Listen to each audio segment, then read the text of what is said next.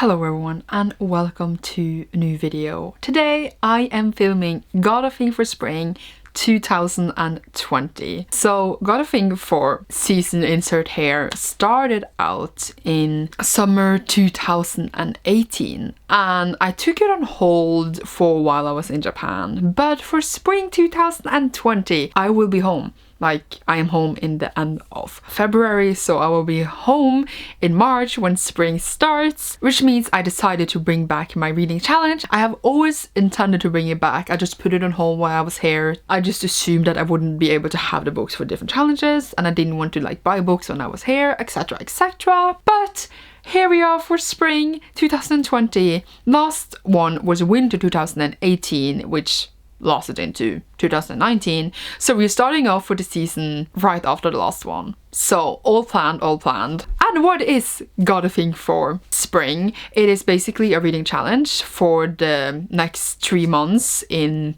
the current season, so spring. Every month has 4 reading challenges.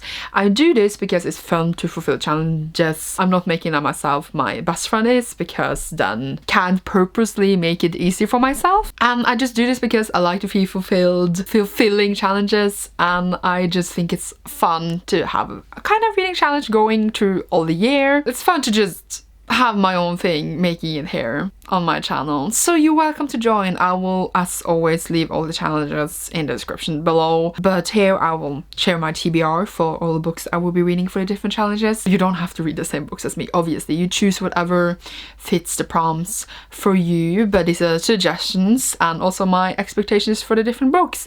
As per usual, I don't read synopsis that thoroughly before picking books up, or I knew what it was about and then I forgot about it later, so sorry for giving bad descriptions of these books. That's just how I roll. I am excited to start Got a Thing for Season again, and I will try to make a bit more content around it, I guess, on my channel going forward. Wrap up for these books would be at the end of the season, so probably in June. Starting off in March, the first challenge is called Fucked Up Lost Cause. Choose a book with more than 500 pages or an audiobook that is more than 20 hours long. And for this one I chose House of Earth and Blood by Sarah J. Maas, if that's actually what it's called.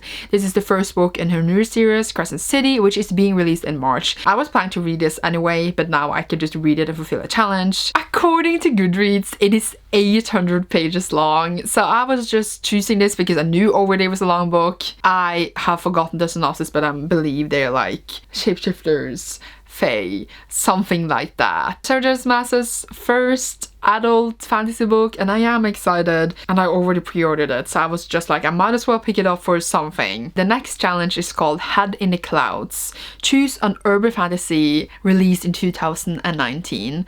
So I was like, what even happened in 2019? I feel so out of loop because yes, I have of course seen releases, but I haven't bought books like I usually do, so it was hard for me to find 2019 releases. But I decided to go with Tunnel of Bones by Victoria Schwab because this is an urban fantasy, apparently. And Goodreads is not under urban fantasy. On other websites it is, but I read the first book, City of Ghosts, last year, and it follows this girl, Cassie Blake, who can see ghosts. There's fantasy elements happening here on the planet, so that does go under urban fantasy. This is the sequel, Tunnel of Bones, and I'm excited to pick it up. Just realized that I need to get a copy. Oh yeah, that reminds me, I tried to be like a good girl and choose books that are already on my TBR back home, but that's not the majority of this. I'm gonna buy a lot of books to do this. And again, as has happened before, these books might be subject to change. I might change them later because I have something else that fits better or feel better like reading, but these, I guess, just suggestions for me. Mostly I do stick to my TBR most of the time, once or twice I have to switch something out for several reasons. The next challenge for March is called I Let Out a Breath I Didn't Know I Was Holding. Choose a book you had on your TBR for more than a year. So this applied for all of my books back home because I have been gone for a year.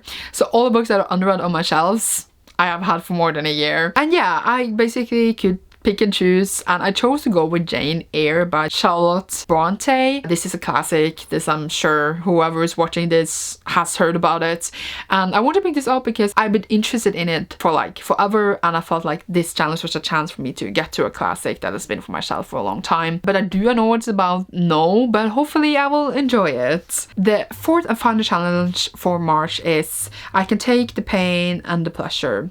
Choose a book with a black main character written by a black author. So for this one, I chose to go with Fire and High by Elizabeth Acevedo. I read her audiobook, The Poet X, in 2019. I have to remember which year we were in, and I really enjoyed it, and I would want to pick up with Fire and High since it was released. This was the first book I could think of when I saw the challenge, so I was just like, I am going with it because I really want to read it and it seems very good, and yeah, I've been excited for it for a long time. We are going into April, and then the first challenge is called Golden Week. Choose a book where the author is Japanese or of Japanese descent. So here I just choose to stick with things I already on my shelves, and I have a lot of Murakami books I haven't gotten to yet, and I know like he writes strangely. I read Kafka on the Shore like a few years ago and I loved it. It was super weird, but it was so enjoyable. So yeah, I have picked up a lot of his books, but I just haven't gotten to them. So I just like, yeah,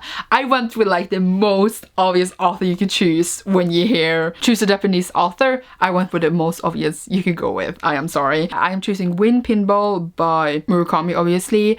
And this one is like his first book, I believe, if I remember correctly, but it's like, I don't remember, but it's like either it's two books put in one or something like that. I remember like I wanted the first one, but it wasn't like in a nice edition, and then it came in a nice edition but two put together. So it's just called Wind Pinball, and I believe it's two books, but I might remember incorrectly. Point is, I am reading that one because I'm just, yeah, it's been on my shelf for forever too. So yeah, I have a lot of books by his. I've just been collecting them but not reading them. It's great. The next challenge for April is I would do better. Choose a middle grade book with a POC main character. And for this one, I chose Clean Getaway by Nick Stone. This one was recently released in January, I believe. I just read two of Nick Stone's other books for Blackathon in February, and I just remember that I have seen this book around by her, and I enjoyed those two other books by her, the Martin and Odd One Out, so much. So I'm just like, I want to pick this up because it's a middle grade and it fit perfectly for this prompt. I'm going with it. I don't actually know what it's about, but I'm sure it will be great. Third challenge for April is I'm Like a Ghost. Choose a horror or supernatural book with a POC main character. For this one, I chose Ghost Squad by Clarebell A. Ortega.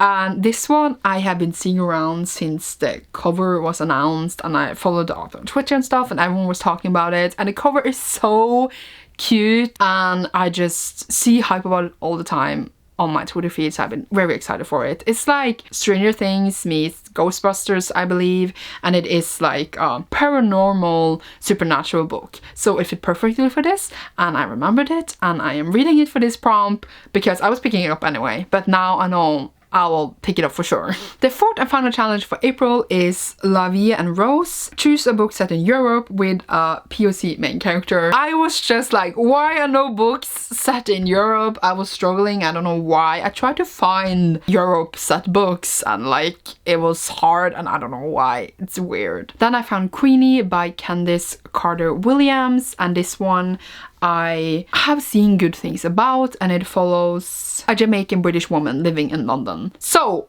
it's set in Europe, even though like I feel UK is like the most obvious place to go when you're set in Europe. It's an adult contemporary fiction book, and I don't read that much of those, but it seems really interesting and I'm excited for it. These challenges are making me find books that I guess I would normally pick up. Like I think I would want to pick up this one though anyways, but like it's still making me like look for a few other different things as well, and I like that. That's the point of a challenge. So we are in May. May is Asian Pacific American Heritage Month, and it is also the month for Asian Readathon, which will be going on in May. And last year for May I chose to read the whole month on the books by Asian authors or with Asian main characters, so I am doing that again for this May this year, which is why that all the books I will be choosing for this will be Asian, but I already like it fit the prompts as well anyways, so like it's great. So the first challenge for me is called Boomer, choose a historical fiction with more than 400 pages. For this one I chose Pachinko by Min Jin Lee,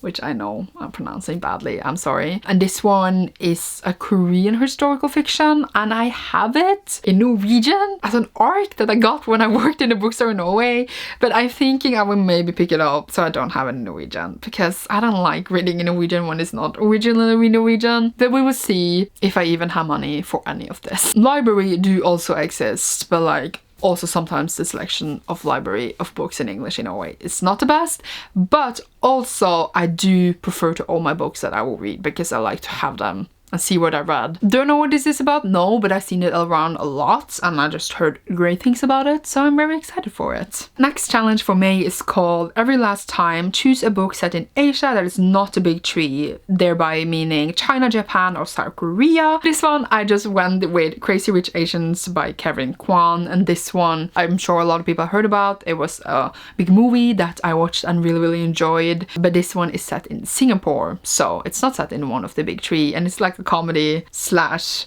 crazy rich people. I wanted to read it since like the movie was all the buzz and stuff, so finally I will have the perfect excuse to pick it up. The next challenge is called Do Not Go Gentle. Choose a comic or manga with LGBTQ plus representation, and for this one I am going with I Hear the Sunspot by Yuki Fumino. This one I heard about for a long while, and it's romance between these two boys, I believe. One of them also have a hearing disability. It's an anime as well, and I just heard great things about it, the people of the story. So when I saw this prompt, that was the first manga that came into my mind, so I'm going with that. And the last challenge for God of Things for Spring this time around is I'm Your Bunny. Choose a book with a LGBTQ plus POC main character. My foot started to sleep while I was filming this, so I'm suffering for your sake. For this one I am going with Love and Lies of Ruxana Ali, which I know, I'm sorry, by Sabina Khan, and this one follows a Muslim Bangladeshi lesbian. So it's perfect for this prompt, and I have heard about it before, and then I was just like looking for which book I wanted to choose for this last challenge, which was also Asian, and here we are, yay. That is all my picks for God of Things for Spring, and I will leave the challenges, all of them, down below. I need to buy quite a few books for these, and I did not do well with choosing books I already own. So yeah, I'm hoping I actually have money at all. If I do not, I will of course go to the library, and if my library do not have them, I will choose something else that is available. These are the picks I am choosing, and I hope you will join me for this challenge. Yeah, I am glad to be back with God of Things for a Season. It's been a while. It was just 1 year break from it, and it's back now for good, hopefully, unless I got tired of it. All the weird names for the challenges, I don't know what happened to my best friend, but she did them, and I think some of them are hilarious. I just love choosing books for challenges. I just feel fulfilled in my life. That's all I want. Okay. I hope this made sense. If you have any questions, leave them down below. I hope you would join me for this challenge. I hope you enjoyed this video. Thank you so much for watching, and you will see me soon in a new one. Bye!